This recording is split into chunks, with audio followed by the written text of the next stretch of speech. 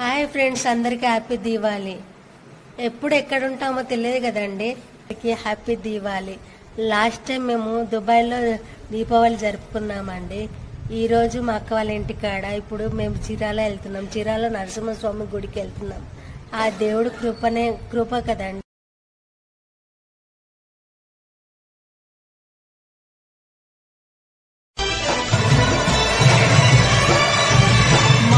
దీపము నీవే గణరసింహ, మా కంటి పాపము నీవే గణరసింహ, మా కంటి పాపము నీవే